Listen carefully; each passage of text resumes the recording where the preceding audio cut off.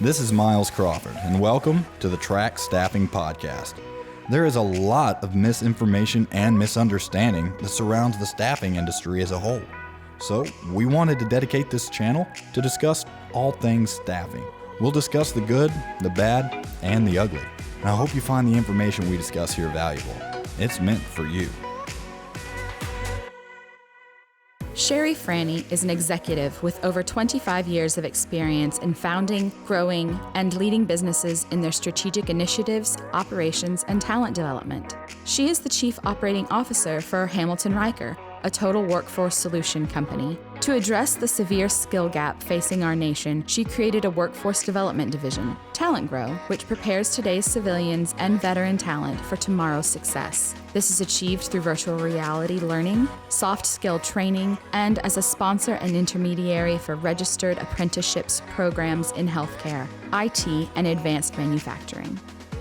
So I'm Shari Franey. I'm the COO of Hamilton Riker, and I started 4 years ago with Hamilton Riker. And prior to that, I was a founder and president of a staffing company in Pennsylvania that I was with for 17 years. And then I sold my business, my shares at that point, and wanted to explore really more in the training arena, and founded with some others a company that was in healthcare education, online education, and then after I went through that, then I decided that I really wanted to kind of give back to community, and I worked with a nonprofit that I was on the board with for a while, and got tapped by Hamilton Riker and asked me if I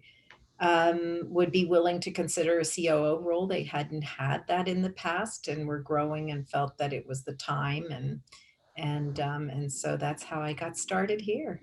And that was about 4 years ago, you said? Yep. So Yep. how big was Hamilton Riker at that time, and how much have you all grown since? Well, Hamilton Riker at that time, I think actually our growth is about the same. We have about 30 different offices with recruiting offices and branches. We have different divisions and different businesses. So Hamilton Riker got started as a staffing company. We are getting ready to celebrate our 50th anniversary, February of next year.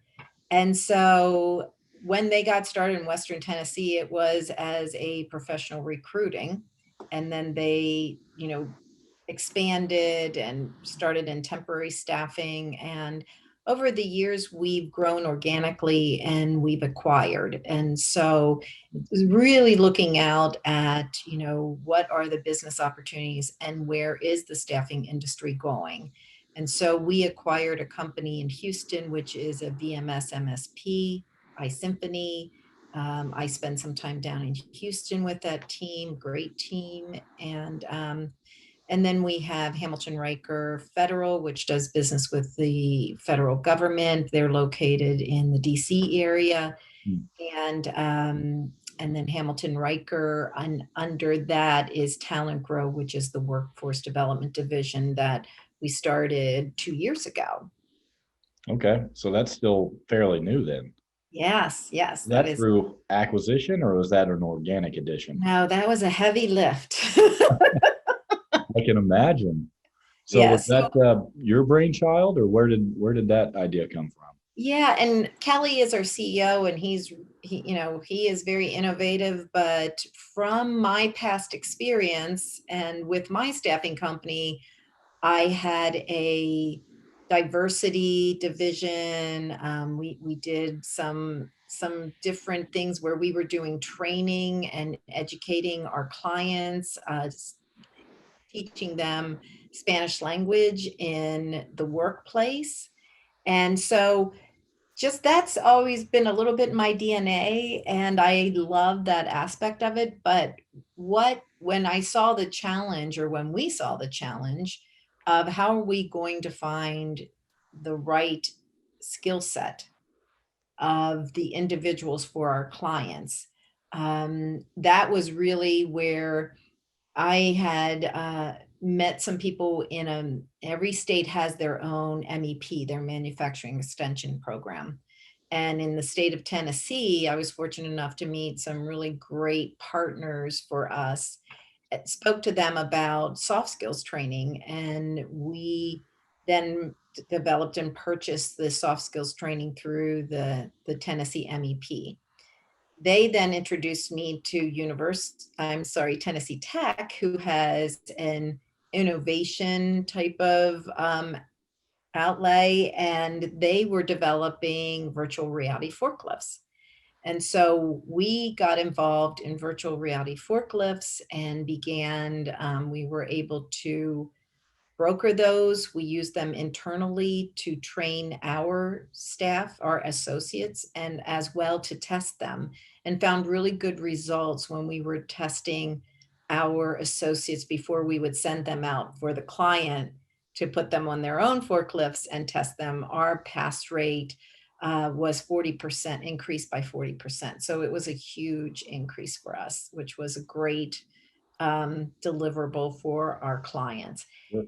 And just from being connected to those two entities, I was invited to the table as we were having conversations in the state of Tennessee about what's going on and how do we really have to look at apprenticeships. And that was really all that got started around 2017. And so my journey of really trying to understand the apprenticeship world started then. And it was a lot of R&D. And then we started our division in 2018, Talent Grow. Okay, so Talent Grow launched with the apprenticeship programs, or did those come later? We did not launch. We launched as a division to begin all of this. Okay. So we already had the soft skills training and the virtual reality forklift, but then we wanted to make it more of its own division.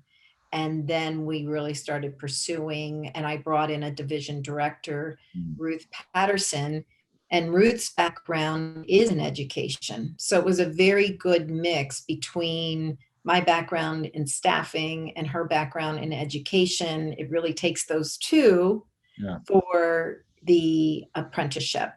And so since that point, as we've continued to develop, we then have hired a manager to come in and she had worked in Kentucky Office of Apprenticeship.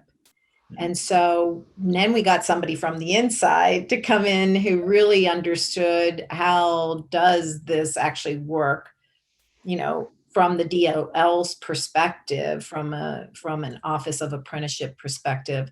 So I'm very pleased because we have 3 different backgrounds that very much complement each other that come together to, I think, really provide that full offering. Yeah. Let's talk a little bit about the partners that need to work together to make an apprenticeship work. So it's more than just Hamilton Riker. Oh, yeah. And what are those other roles of the other entities that are supporting that program? Great question. Apprenticeships are very collaboratory. I don't really feel like anybody owns it, right? And if you don't play nice in the sandbox, it's not going to work very well because it really does take all the partners with similar mindsets and understanding what the needs are with each. And I believe it really starts with the employer. So apprenticeships, the partners involved in apprenticeships are the employer, the RTI provider, which is the related technical instruction. That is one of the vernaculars within apprenticeships that you'll hear. And so, basically that's what curriculum, what is the training? What is the schooling? What is that? How is that going to be delivered? And right now there's a plethora of different opportunities for that. And online is very popular now because everybody has had to pivot to online during the COVID time to be able to deliver their education in a way that people are feeling comfortable and safe and everything else. So So we had those educational providers, and then you have your office of apprenticeship, and those are the ones that are assuring that your apprenticeship is meeting the standards. And the difference between really that, there's different models of work-based learning, and it could be internships, but apprenticeships and registered apprenticeships are ones that have that standard, which is the same whether you are in, Idaho or Pennsylvania or Tennessee or Texas. It's like the Federal. standards are the standards, and that's why it's called the standards. So if a company is looking to assure that there's a bar that these individuals are going to reach, understanding that it is the same bar regardless of what state or what industry or what company it is. It's not company saying, oh, I'm going to train like this, and then the person comes out and the next company has no idea what that person was trained on. So that's a great partner. And then there's all kinds of other partners that can be involved with in the community. And so I see apprenticeships as being a great way of lifting your community. If you are bringing somebody in that, was either out of work or underskilled, needs a transition in their job, think of all the people that have been laid off or let go during this period of time. And if they are being retooled into a skill set where they are now going to be able to have a full-time job, they're learning, they're earning raises as they go, as they continue to learn and grow. And it's just a great thing, not only for that person, but that person's family, for the community. It moves from having people that perhaps need to be gaining some type of financial assistance to being able to be contributing in their taxes and having purpose. And it's just such I think it's such a healthy thing for the individual and for the community. How many different occupations do you have apprenticeships available for? Well, we work primarily in 3 different arenas right now, but there are like 1,500 apprenticeable occupations. So the sky's the limit when we talk about apprenticeships. It's very broad, and the government is really trying to encourage growth of apprenticeships as a vehicle for companies to train up their workforce. And that's a part of So the skills gap solution. And exactly. And so where we have been focusing our time is in the manufacturing and in healthcare and in IT, leading towards cybersecurity. those are 3 strong industries. What occupations do you have in healthcare? So Yes. that great question. We worked on a grant last year, and we brought a consortium together of different companies and different employers. We had to find a grant writer. We had to find a lead for the grant because that required a nonprofit, and we are not a nonprofit. Right. So we chose healthcare and healthcare IT as being our occupations.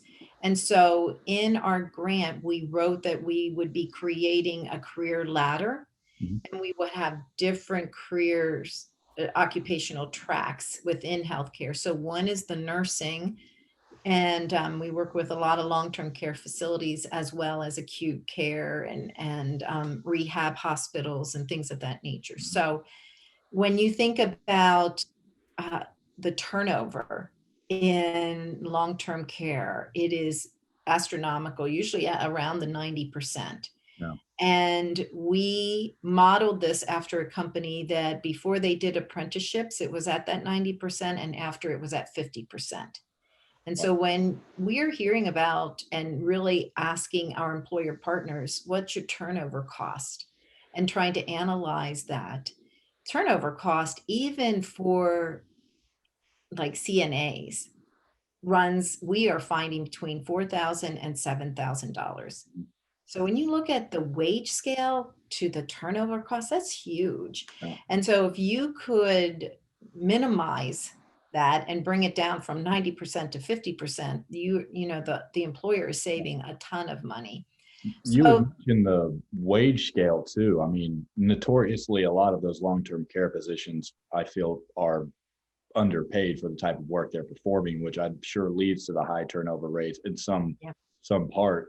Does the apprenticeship help to put the employee on a path that they can begin to earn more and maybe help correct one of those shortcomings? absolutely. And that's really what that pathway is. Mm. If a person is trying to decide, I want to go to this employer and they have a job and it starts at $12. But here's this employer and they have a job and it starts at $12, but it's an apprenticeship. Well, I know that I'm not only going to have the work and get paid, I'm now going to get my education. And as I go through and I hit my benchmarks, I'm going to get pay increases. Mhm. And at the end of it, I will have higher skills. I have a certification, or it depends upon what occupation, a degree, depending on occupation. And then I'm also looking at, well, where can that take me? So that career step that we talked about in healthcare, you can start at the CNA and then you can take that and you can move into the LPN. Mhm. And then the LPN can move into the RN. And so in healthcare, you can have, in long-term care, think about all the different facilities they have across the country. Well, they need leadership in those facilities. So we are building a leadership track. And then the other track is culinary, because food services and culinary is very important in your healthcare. So we have these different tracks. Now the grant does not cover the culinary, but it does cover the leadership. So there's different areas that the grant will cover, and then IT as well. So the two occupations that we're building that are new are going to be leadership and the healthcare IT. So are you working with multiple employers? I would think generally Yes. long-term and assisted living and care is not going to be an LPN or an RN type work. So are you working with long-term care facilities and area hospitals? Or? Mhm. Yeah. Okay. Acute care, some pharmacies, some rehab hospitals, skilled nursing facilities. How Yeah. many employers total to help make that program feasible? So we are right now contracted. I think we just started in March, and I think we're contracted with 5 or 6, and we, over a 4-year period of time, will have 25 is what we've stated. But our first year, our statement of work states we'll have 1,200 apprentices, and we're on track for hitting that. So I think That's fantastic. we're doing. Whenever you're enlisting the candidates into the apprenticeship program, the workers, Mhm. is it with the understanding that they are going to be providing long-term care for a period of X, graduating that period, because apprenticeships are broken down generally into 4,000, 6,000 hours, whatever it may be, switch between classroom learning and OJT type work. So is there an understanding that X amount of this commitment is going to be long-term care, and then you'll graduate to an LPN, and these are your options at these facilities, which graduates to an RN, which then makes it these options? Is that kind of how it's structured? It's structured that that's our pathway, and then every employer will have what their individual pathway is going to look like. And so we have an employer that everybody is employed and has the opportunity to be in apprenticeships. And so they all start in that patient care, and then they move into CNA, and then they move into LPN. Now, they don't have to, like if I say I don't want to be an RN, I'm an LPN now and I choose not, they're Yeah. not forced to do it. Yeah. But every LPN has that ability to continue on to be an RN.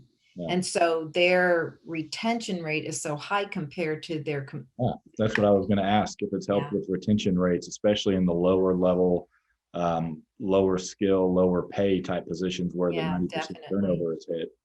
Definitely. Yeah. Okay. What about, you had mentioned setting up a nonprofit to do this. So is that under Hamilton Riker? Is its own support? We reached out to an association in healthcare, long-term care, and asked them if they would be our lead because they were a nonprofit. And so that is how, again, that collaboration, we contracted with a grant writer, and then the grant writer, wrote for us. We reached out for the nonprofit, asked if they would be the lead in this. We reached out, and you have to get letters of commitment. So reached out to all these employers to get their letters of commitment, and then reached out to the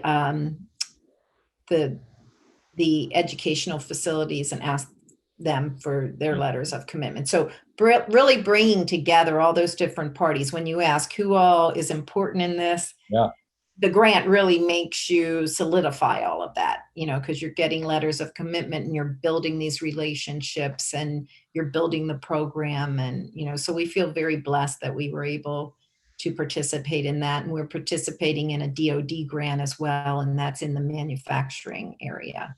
So real quick, as the grant that you wrote successfully for this program, are those WIOA dollars? Where did you? No, they're DOL dollars from the ETA department, education, training. Mm-hmm. What did you manage to find in DoD and manufacturing? Is it a defense contractor? Is it? It is an educational partner who has, it's Tooling U SME, and they they ask if we would be their arm for apprenticeships. And so as they're going out, and it's very cool what they're doing, because they're taking their online curriculum and just to take a step back, the purpose of the DoD grant is to assure that our country has skilled employees in manufacturing. So if we have to ramp up in defense, that we'll have people that have mechatronics and hydraulics and pneumatics and all of those things. And so it was really this effort of let's assure that we have employees that have the manufacturing skill set. And so Tooling USME is creating the augmented reality portion into their online curriculum, which is very cool. And so the money of the grant is going into really allowing a great experience for the learner, but then also allowing that apprenticeship pathway to be there. So as manufacturers are looking at how are we going to tool up our workforce, there's the apprenticeship, which is a pathway that can help them either in the entry level or in the incumbent workforce. So from a candidate point of view, you had mentioned that, if somebody didn't want to progress to the RN position, it's the way they always express the career ladder is that you can go up one rung and then get off and then get back on if you'd like. So if LPN's where you're satisfied, you can get off and stay there. You can always go back. What about the enrollment, the participation? Is there a screening process to be eligible to join an apprenticeship? What does a candidate need to do to get into one of those programs? Well, the candidate is going to have to, of course, pass whatever the employer's qualifications are. And, whatever their background screenings would be, we provide a basic orientation video. They need to sign as an apprentice that these are my responsibilities, because they have to understand that this is a commitment. It's not just a commitment to go to work, but it's also a commitment to do your schooling. So do you have them signed a contract? I know generally in employment, we stay away from contracts and maybe. It's not a contract for work. It's the federal government, when you're an employee, has a form for the apprentice to sign that they understand that they're in the apprenticeship program. Okay. And so that's the form that they're signing. And they do not need, we do not ask them to provide any money for participating in this. They are not paying for their education.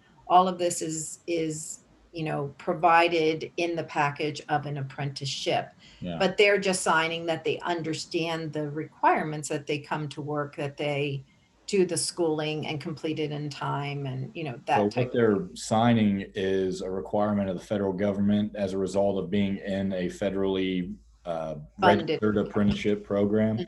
So that's not a Mhm. Hamilton Riker, that's the federal. Gotcha. Okay. Correct. Yeah. Okay. On what does your manufacturing one look like? You had mentioned that. So manufacturing I think we have about 10 different apprenticeships registered right now. And it's a variety, because it And could are be, those through Hamilton Riker, or are those also through an association or a partnership that? no, those are under us. Okay. They're Hamilton Riker. The DoD grant is through, we're participating in it through Tooling USME. Mhm. But so we do not need to have like an education or an association, because that's how that works. But anyway, So Tooling U is providing the educational component of it, and you're providing the OJT portion of it through your the employer. the employer Right. partner is right. They have the mentors there, and so but it's a variety. It can be an industrial maintenance position. It could be a CNC lathe operator. Mhm. There's so many different occupations in manufacturing that you can choose. Maintenance, mechanic, an engineering assistant. So there's really unlimited types of apprenticeships that a company could bring somebody in. And there's welders, there's all kinds of different occupations that can be under a manufacturing apprenticeship. Are most of the partners on the employer side, would you consider big business, or what size organization does it? And I'm curious what sort of maybe critical mass would be. What size of an employer does it make sense? Do they have the resources to be a partner in an apprenticeship? Because it is an investment, and it could maybe be prohibitive to a small. You had mentioned CNC, and my mind goes to a lot of small businesses that specialize, but they've got 5 or 6 employees. Would they be able to benefit from joining as a partner in this apprenticeship program, or is there sort of a larger scale organization that it takes to be successful? Yeah. Small organizations, I think it's really about the mentality of the company. And if it is a strategic, because even if you're small, you're going to strategically think about what's going to differentiate us and bring the best talent in and keep the best talent. And so having this as a vehicle makes sense. Although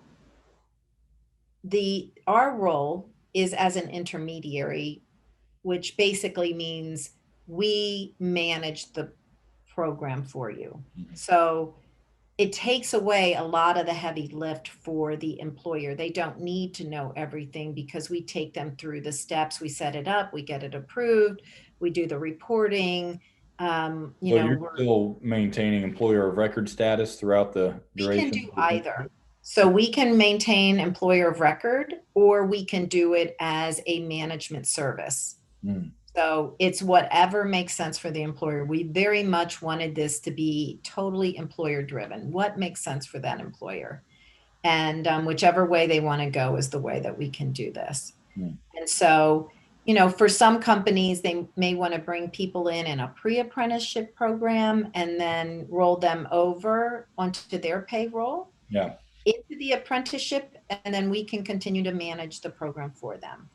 We can keep them on the whole time on our payroll, or they may never be on our payroll because there could be it could be their choice, it could be incumbents, or it could be an area where we feel is a little bit high risk for our company to handle, that we don't typically go into, but we can still handle the apprenticeship. So maybe an industry that insurance doesn't currently underwrite, something of that Correct. nature, you would just take on the management side of it. Yeah. Okay. Yep. Now, what the ideas of apprenticeship and staffing is still a very, very new concept. What sort of pushback or obstacles have you been faced with or had to overcome to communicate the value and the role of staffing firms in being able to be a plan sponsor or bring them this value in an apprenticeship? What's that conversation been like, and how have you been able to get folks on board? It sounds like you're having great success.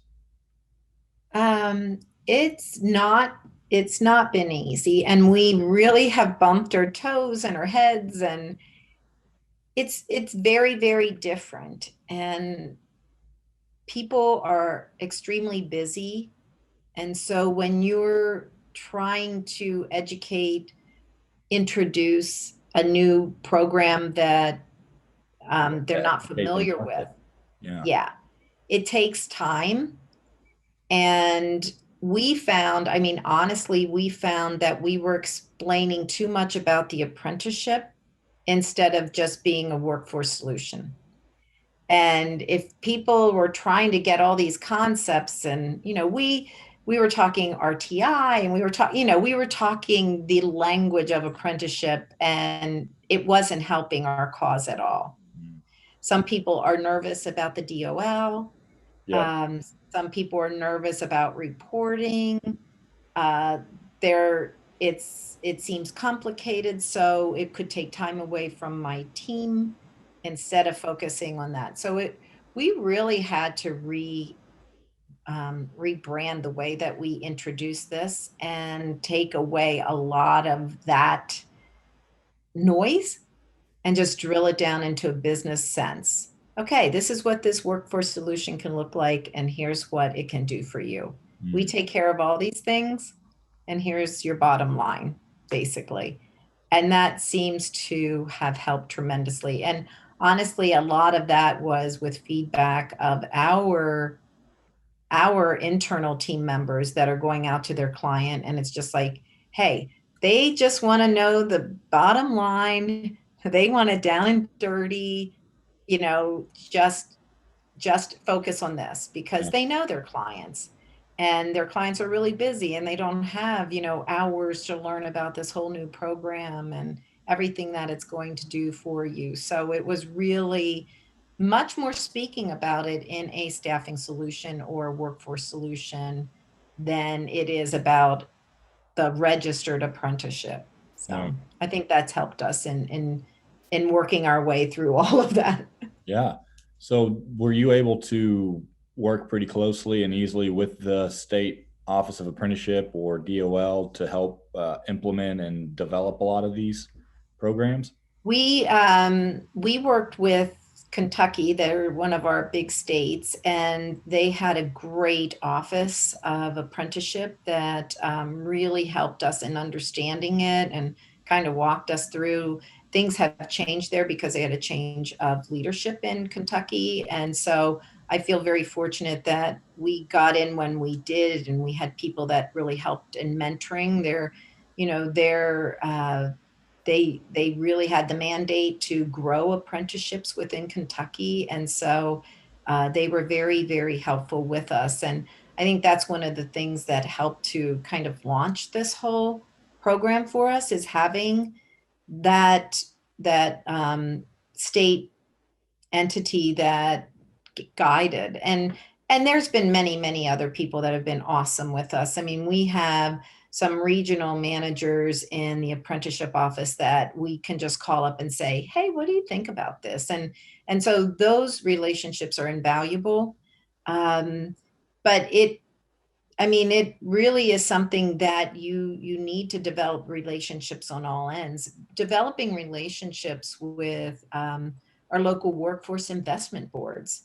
There's been a lot of effort that has gone into, who are your local boards? Yeah. Who are your, um, depending upon what sector you're going after, like your chamber of commerce or your manufacturing associations. And so it's very grassroots. You have to be in the grassroots to understand who the players are, to speak with them and to gain, start building some trust, because people are not going to introduce you if they don't know who you are and you're not giving back to the community. And so, I think starting this on your local end is the way to go, because you have to develop those relationships first before you can really, launch it in a bigger way. Yeah, I'm sure that was probably its own challenge. You mentioned sort of educating the market. That's something I've personally ran into a few times myself. But what is it like whenever you're bringing these ideas to, say, a workforce investment board who has been very involved, obviously, with workforce, and historically staffing has not played this type of a role in it. So how do you, or have you met a lot of sort of hesitation with folks saying, wait, what, staffing companies, they don't generally do this? I know one thing that I seem to run into that I'm having a hard time kind of, I wish we could rebrand the industry sometimes. Um, there's a lot of regulations that, say you can do this, but it's not considered a legitimate arrangement if it's temporary employment. And therefore, anything that we try to touch within the realm of any services we're offering, it dubs those employees temporary employees because they're through our firm. So have you had any sort of archaic code and regulations that you've had to overcome or work to get some change implemented? Yeah, I think so. There's a couple really interesting components to that question. When we got started, there weren't as many people involved in apprenticeships. And so now you have people such as your educational partners that want to be able to manage apprenticeships in addition to providing the education. And you sometimes now have workforce investment boards that are getting involved in providing the management of apprenticeships. So where they used to be perhaps partners to help you bring to bear this whole solution, now it could be a little bit more territorial because, hey, we want to do this. This is an add-on for us. And so we really, and that happened very, very fast. I mean, in 2017, nobody really knew about this, but our administration really pushed apprenticeships, and then there's monies out there. And so people that had been partners might not be seeing you as a partner. Right. So that definitely has been something. As far as being staffing, and is that going to be an issue? Some organizations thought it was actually a very good thing to be able to have kind of that pre-apprenticeship. Yeah. So, being able to introduce this, being able to be that initial funnel, giving the foundational courses in the entry level portion of an employee's life at a client site, and really seeing how are they doing. So would they consider that the 90-day sort of temp to hire window as the pre? Could be 90, it could be 6 months. I would suggest 6 months because there's a lot of work in this. So I wouldn't suggest just flipping them in 90 days. And in 90 days, they have to do a lot. A lot has to be accomplished in 90 days to really see what they're doing. I mean, they've got to onboard, they've got to understand their environment, they've got to start their education, they've got to start their OJT. That's a lot to ask of somebody to really evaluate them in 90 days. So to give that 6 month time, I think is much more fair. Okay. Is that an actual, does that pre-apprenticeship phase carry over into, does it get credited towards the ultimate apprenticeship commitments? Okay. Yeah. And a lot of times, if you're looking at money's involved, they, if anybody is providing monies and they're allowing pre-apprenticeships, they definitely want it to result in an apprenticeship. Yeah. So yes, that would definitely be something. Yeah. Okay. What about, do you see any opportunities in specific industries for staffing firms that they really need to look at as far as, I think the future of our industry is going to be forced to adapt. A lot of companies in our industry, I think, apprenticeships and expanding the value that we're able to impart via training, helping to upskill workforce incumbents of clients as well, offering those robust training services, I think will be a big part of that. Do you see any industry that seems to be maybe more open to allowing staffing firms to play that role?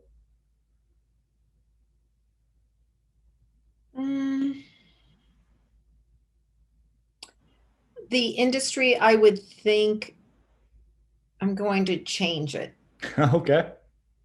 I'm going to change the question. Is there an industry that won't allow staffing companies to play the role? And I would say those would be your traditional apprenticeships. You know, Electrician, yes, yeah, electricians plumbers, and yeah, yeah, plumbing, okay.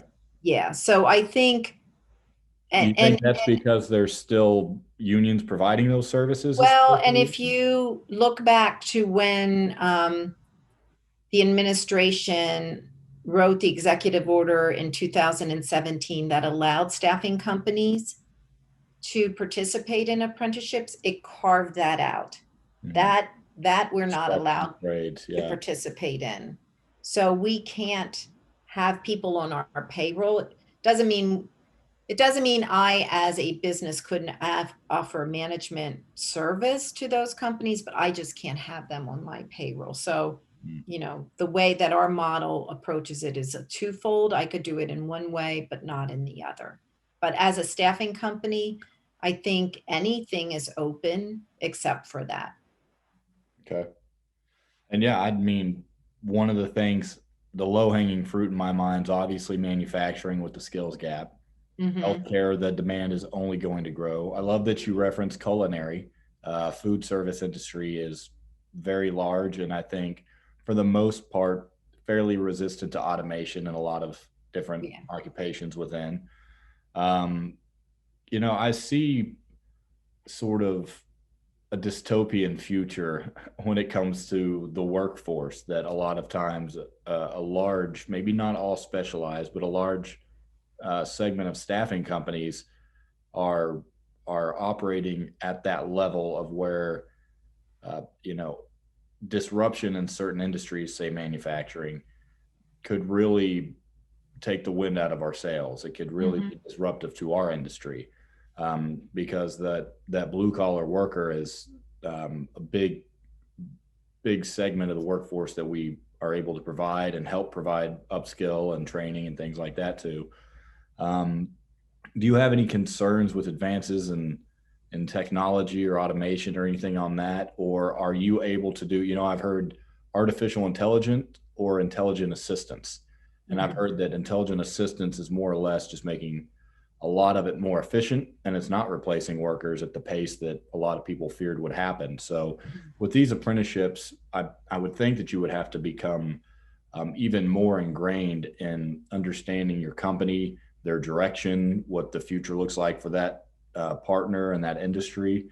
Do you think that these apprenticeships and providing some of this value is good for security in our industry and being able to strengthen those partnerships and not maybe being as much of just a distant supplier? Maybe does that?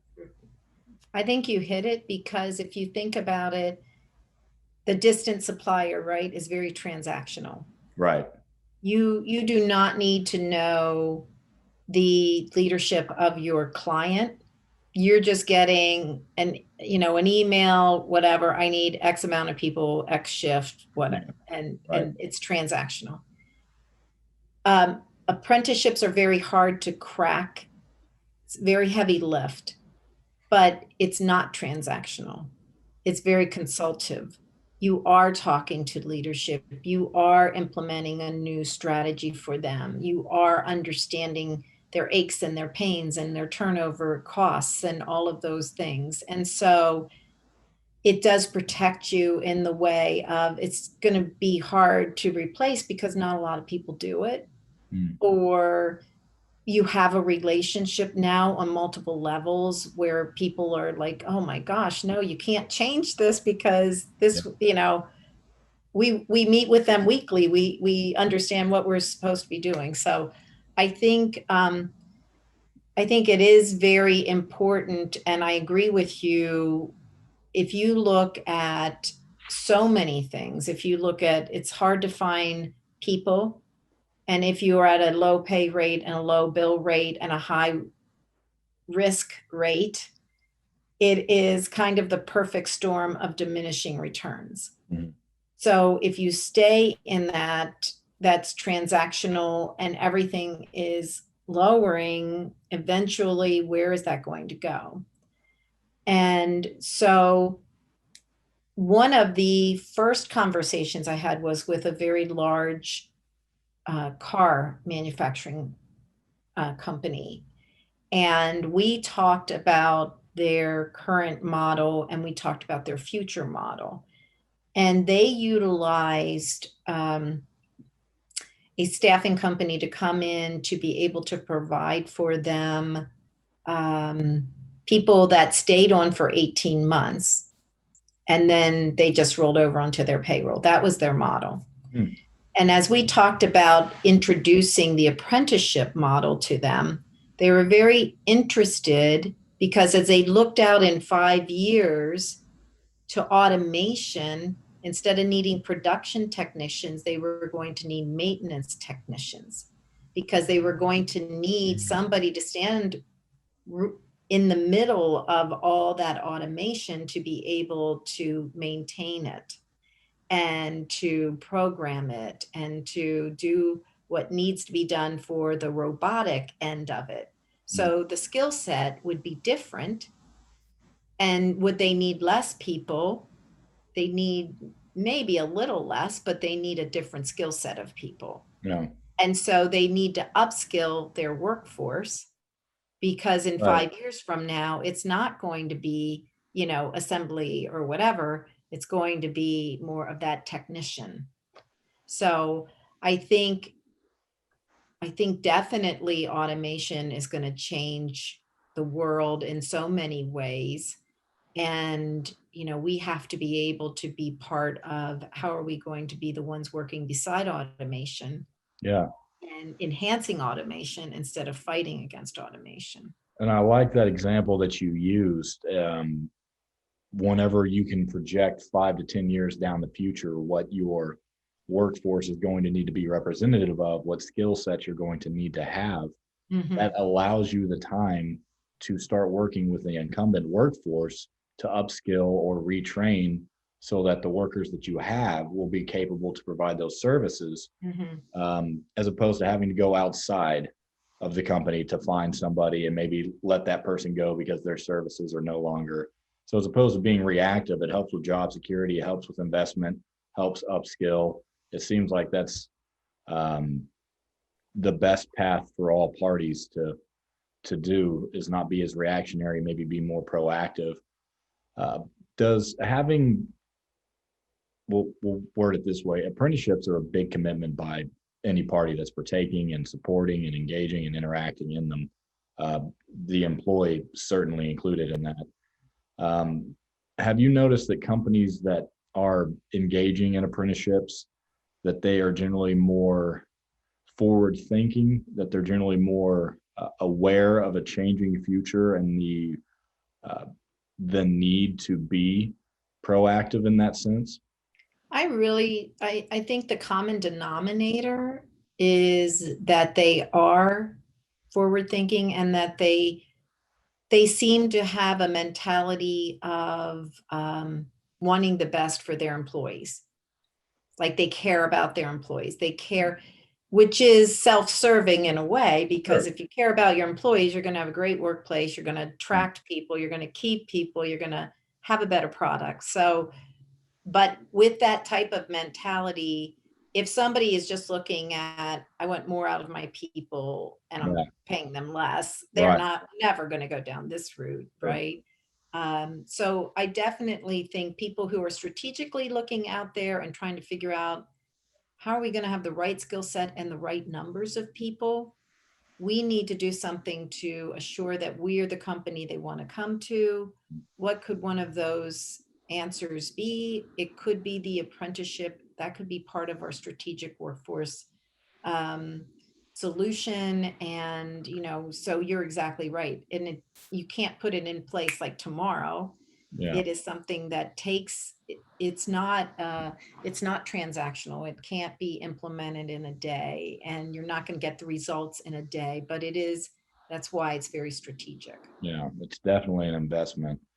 I think any company that would be willing to do it has to view their workforce as an investment and not as a cost center. Mm-hmm. So there has to be that from first principles, we want these people here, they're what make us type thing, it sounds like. If you could, is there a timeline, a sort of, until you can roll something like this out? If I were to start talking with an employer about putting together an apprenticeship program, this is the value it could bring to you, what's the commitment on that front end before it's operational? What are we generally looking at? For an individual company or to begin an apprenticeship program? Yeah, to begin an apprenticeship program that maybe multiple clients could be benefactors of. Okay. So if you're just trying to establish, it can be a pretty long timeline, because there's half of our states are state run, like the state has their own state apprenticeship office, and half of our states are federal run. They're the OA states. And then there's somebody from the federal DOL that's managing that state, and states are split in half in that way. And so all that to mean that it depends upon what state you're in. Okay. Because certain states have certain criteria. And you have to get approved in the state. And so for you to get approved in the state, there are some states that they only meet once a month to go through approval processes. So for an example, tomorrow, there's a state, not to be named, that it's a 4-hour meeting. And they have it every month. And last month they had it, and we were supposed to present, and they didn't get to us. So now this month there's another 4-hour meeting. Wow. And you just have to be there, not physically, because everything's virtual. A 4-hour meeting and still didn't get to present? But yes, and then you have to be ready, and then we have to have our employer partners queued up. So when we know that we're getting ready, we're calling them. So they have to have their slate cleared to get approved. Wow. And that's not every process. Others are the person in the Office of Apprenticeship reads it, sanctions it, and then says, you're good to go. So it really does depend on the state as to how it's going to work. But it definitely is a process. Well, Shari, thank you for joining me. I've enjoyed this conversation. It's been wonderful. And hopefully we can do it again in the future. I'm sure this topic will continue to evolve and get more colorful in the coming years. Absolutely. Thank you, Miles, for inviting me. I really enjoyed spending my time with you. Thank you for listening. And now it's time to get back to work.